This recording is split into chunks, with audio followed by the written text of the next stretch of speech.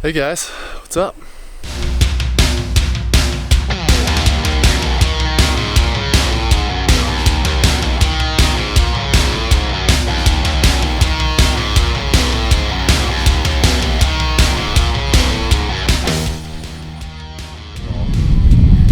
I'll tell you how excited I am to have found this thing.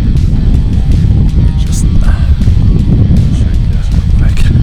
I've been looking for this thing for months. This thing, Joby Gorilla Pod, is an invaluable tool when you're trying to self-film. So if you are self-filming anything, vlogs, hunts, adventures, sports, whatever, get some kind of handle, a Gorilla Pod. So I'm here at home. This is my home. This is where I grew up. It's actually my grandparents' house, but I spent most of my childhood, a lot of it, and I lived here, and I spent a lot of time here throughout college too. So when I was commuting back and forth to college, so it's kind of home for me. It's country living, middle of Missouri, Midwest, pretty basic. So it's July right now, and probably a lot of you guys know that these past couple years I've been building my company, builtforthehunt.com, with my partner Jeff, and I've also taken a leap from a former career into the videography filming world, and I film hunts professionally for clients, doing different stuff, not just hunts but commercials and other things too. But I'm now traveling, or needing to travel. I spent all last year traveling, and I'll be needing to travel basically all fall this year. So yeah, it's gonna be fun, it's gonna be exciting. But this video is gonna be about, as you may have noticed, beginning of this video, there's a giant camper sitting behind me.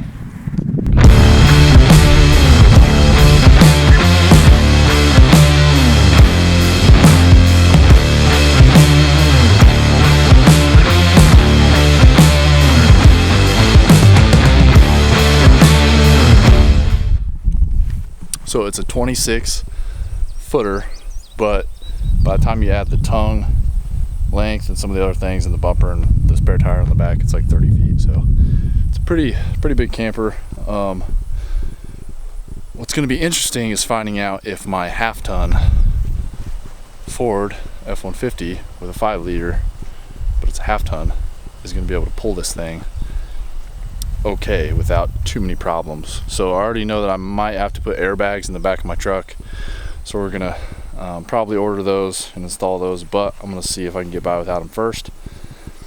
But yeah, it's right there at the limit for pulling with a half-ton trailer or a half-ton truck, so may have, maybe a little tougher, but these half-tons these days are so stout that I think it'll be okay. So we're gonna find out, but let's take you in and show you around.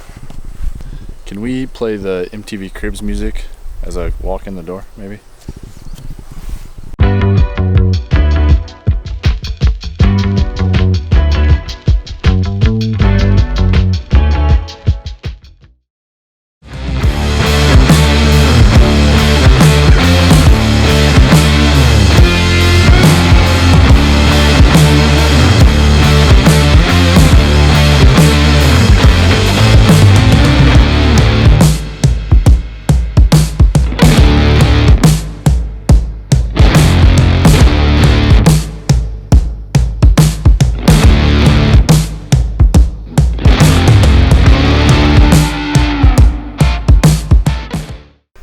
There she is, my 26 feet of paradise, road paradise. Nice little queen bed area up front, got a stereo and a TV here, which probably won't use very much. The slide out is really nice because it makes this area way more spacious. You have some friends over for dinner, coffee, just do things there, beer, wine, just stuff. We can do stuff there. That thing actually turns into a bed also. So we have a sleeping area there. When that goes down, got some storage underneath the cabinets. Got some storage here. We got a full sink, kitchenette, stove, microwave, refrigerator. The only thing that if you can't tell, I'm sweating profusely because it's hot in here and the AC's not running. But the only thing I'm not crazy about, and I'm thinking about changing, is this area, because these little bunks, you can see them, they're just they're like little mummy coffins. I mean, like, it's little tiny, like, who's gonna sleep there and hope that the fat guy on top of them is not gonna fall down and crush their legs or their head, better yet. So not crazy about this area. I don't have kids, so obviously don't need that. So what I'm thinking is about leaving that top bunk, but taking these two out, taking these two finished bunks out, taking them apart, removing them, getting that out of here. And then what I'm thinking about doing is turning this whole area into a desk space, and then maybe storage back here, but a desk area, leave that there, you know, have a ladder to still be able to have one person sleep in the back, but removing this and turn this into my edit bay where I can edit, work on my computer, do stuff for the business, all of that right here. So that's what I'm thinking there. There's one problem with that, which is underneath that cabinet there's actually an outdoor kitchenette thing. So on the outside I can show you, but the sink and like skillet thing pop out and you can cook and just wash things and just kind of have a little outdoor kitchenette. So I'd have to get rid of that because on the inside that thing is stowed underneath there, takes up a lot of that space. So I watched some videos of some other guys and they did it. Like one guy I saw, he turned his area into a toy room for his kids and he took that kitchenette out. So that's kind of what I'm thinking about doing.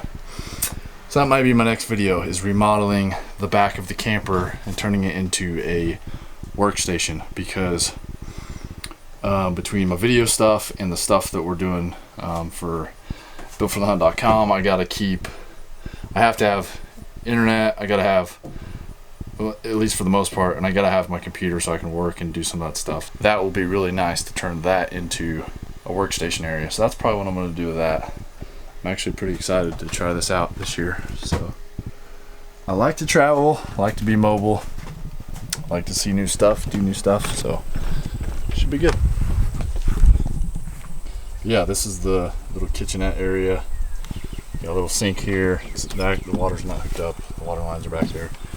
We got this little skillet, but I mean, I have a stove on the inside, and how much do I really need to slide out and be able to cook outside? I mean, I could take a grill. I could take some kind of grill with me, like a propane, some kind of like a Rectech or a Traeger or something like that, and stow it up here in the front in the stove area. This bad boy here, this thing folds out and it has a cover. It keeps you nice and shaded, keeps you out of the rain and the weather.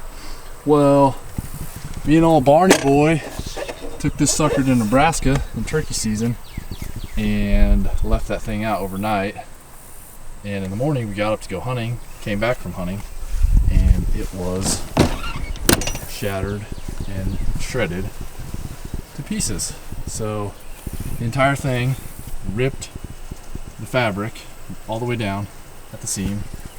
The brackets were, the whole thing was laying on the ground. First of all, the brackets, the shock in here is broken, and then these brackets just started to come out a little bit at the top. So I got to hopefully either get a new fabric or try to fix that seam somehow, put a new shock absorber on that side, a new strut, and then really tap those bolts into the top.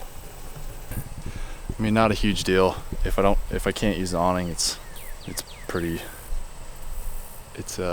an extra. Like it's cool to have it, but don't have to have it. I can figure something out or buy like a canopy or something.